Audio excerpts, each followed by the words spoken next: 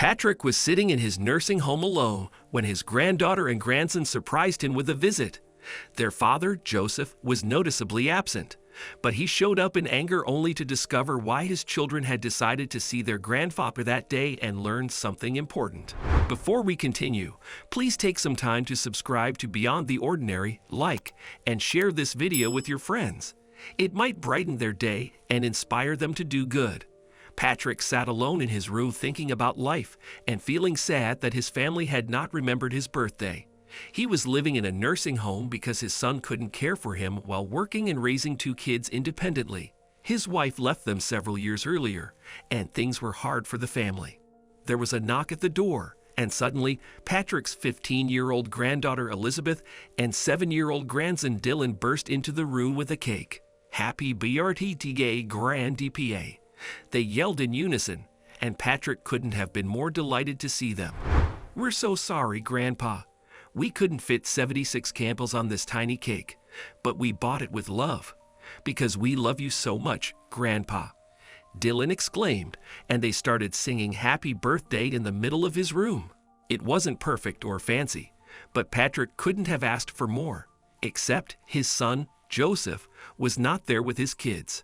"Where's your dad?" he asked once he had blown out the candle, and Elizabeth started cutting some pieces of cake. She began nervously. "He had a business trip at the last minute, so we decided to come by. He sends you a happy birthday too." Patrick nodded, unsure if his granddaughter was telling the truth, but she was a friendly kid. Why would she lie? They started eating the cake when Dylan spoke up.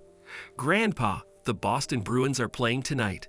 Let's watch the game together like we used to do at home." The older man smiled at the little kid and turned on the television in his room.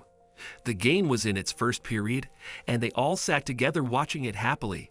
It was his definition of the perfect evening. About a half hour later, Joseph burst into the room, and it seemed like he had run all the way there. He was breathless and looked at his two children in anger. "Elizabeth," he yelled, "you can't just leave the house without telling me first. A note on the fridge is not enough. What are you two doing here? And at this hour, no less."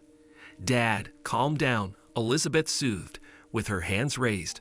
Patrick stared at his son and looked at his granddaughter with a frown, not understanding what was going on. "Elizabeth, I thought you said your father was on a business trip." Elizabeth lowered her hands and sighed heavily. "Yeah, I lied, Grandpa." "Why?" "Because Dad didn't remember today's date," she continued, surprising Patrick.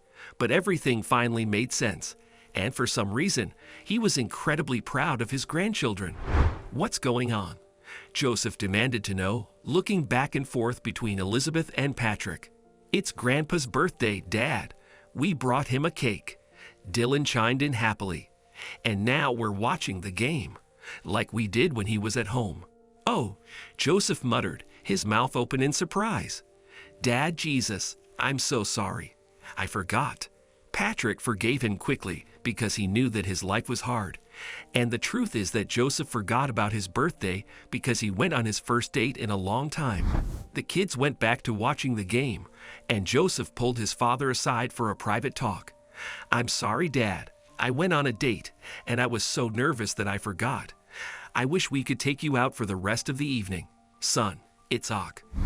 I understand why you placed me here. It's a hassle dealing with an older man, but I'm fine here. I just wish you guys visited more often," Patrick expressed, patting his son's shoulder. Suddenly, the night nurse stepped into the room and told them that visiting hours were over long ago. They only let them in because it was Patrick's birthday. "Excuse me, miss." Dylan spoke up. "Yes. Can you give me the address of this place?" he asked. "Of course." "Why?" she said with a huge smile. "Because I need to know where to send my father when he's old like Grandpa," Dylan said innocently, but he had no idea what the adults in the room thought of his words.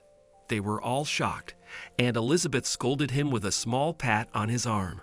"Shut up," she told her little brother. But Joseph was looking at his son intently. He had no idea that Dylan thought about that stuff already. He could be stuck in this nursing home in the future after the example he had provided for his kids. He couldn't let his kids think abandoning family was all right. The nurse looked awkwardly around the room and wanted to leave, but Joseph called out to her. "You know what, Miss, we're taking our dad home," Joseph told the night nurse. "Oh, for how long?" "For good," Joseph stated, and Elizabeth hugged her father fiercely while Dylan jumped happily around the room. Patrick was shocked but started packing his bags with the help of his family. Joseph hired a home care specialist, and their family life was beautiful. He realized how much the kids had missed their grandfather and how much he valued his father's input in everything. It was the best decision of his life.